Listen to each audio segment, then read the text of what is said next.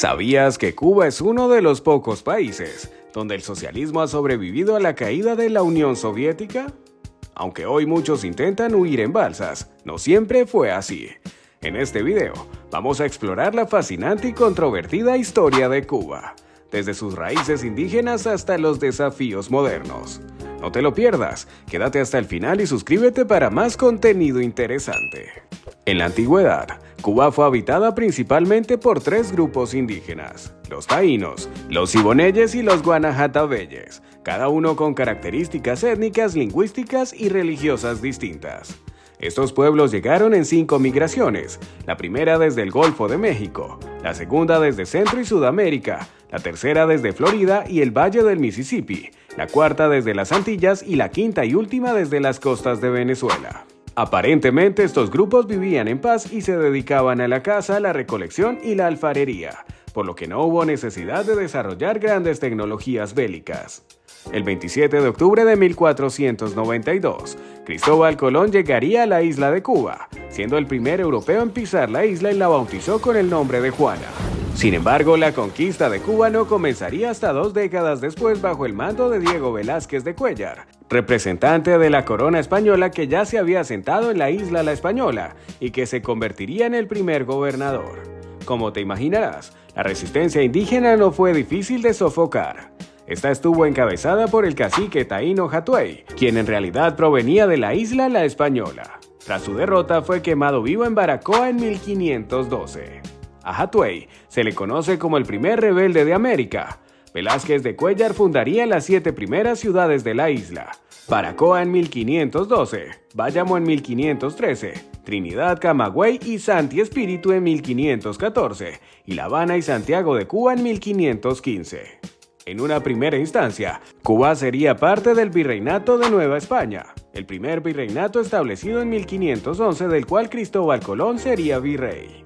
En 1585, pasaría a ser parte de una gobernación del Virreinato de Nueva España que abarcaba todo este territorio. Durante el periodo colonial, la economía se basó en el sistema de encomiendas, en el cual a los colonos se les asignaban tierras donde podían sustentarse con el trabajo indígena, a cambio de educarlos, alimentarlos y cristianizarlos. Ante la muerte de gran parte de la población indígena, principalmente por epidemias, se comenzó a importar esclavos traídos de África para complementar la mano de obra. Por esto, cuando se habla de la excepcionalidad en América Latina en términos de mestizaje y clases sociales, Cuba no es la excepción. En el siglo XVII, la isla alcanzaría cierta prosperidad y por su ubicación geográfica, sería invadida por diversos ataques piratas, principalmente provenientes de Francia, Reino Unido y Países Bajos. Entre estas invasiones destacan las de León David y Henry Morgan. El siglo XVIII comenzaría con las reformas borbónicas de la corona española, lo que se traduciría en un mercantilismo económico que benefició el comercio de recursos de Cuba, especialmente el tabaco y la caña de azúcar. Esto comenzaría a causar descontento tanto en Cuba como en el resto de las colonias españolas en América. En este periodo también destaca la toma de La Habana durante la Guerra de los 7 años, en la que los británicos ocuparon la isla por 7 meses pero que sería canjeada por la Florida. ¿Te imaginas cómo podría haber sido si Cuba hubiera hablado inglés de no ser por este intercambio? Una década más tarde, en 1777, se establecería la Capitanía General de Cuba, otorgando a la isla una mayor autonomía al desprenderse de la Real Audiencia de Santo Domingo, aunque aún permanecía bajo el control del Virreinato de Nueva España. Curiosamente, la gobernación de la Luisiana española, es decir, el territorio que actualmente es parte de Estados Unidos, también pertenecía a esta capitanía hasta que fue devuelta a Francia en 1803.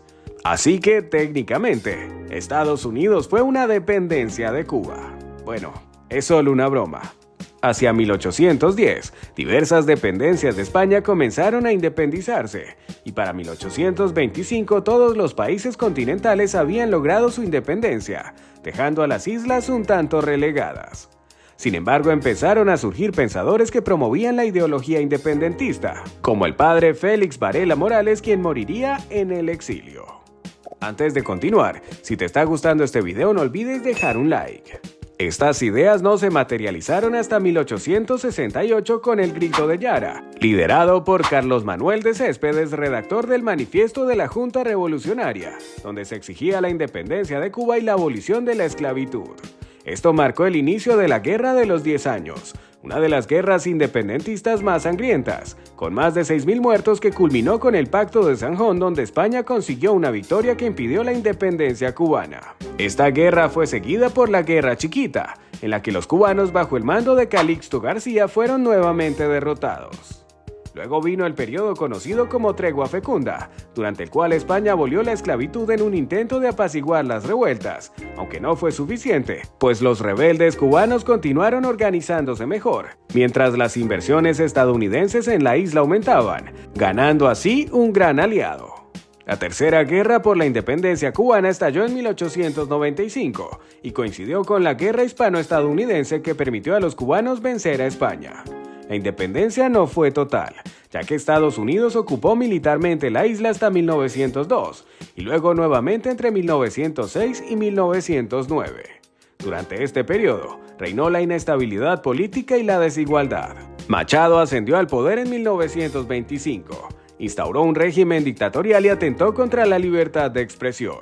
Su régimen acabó en 1933 dando paso a un periodo de alta inestabilidad. Tras el golpe de Estado de Batista, Cuba entró en una dictadura caracterizada por el aumento de la desigualdad.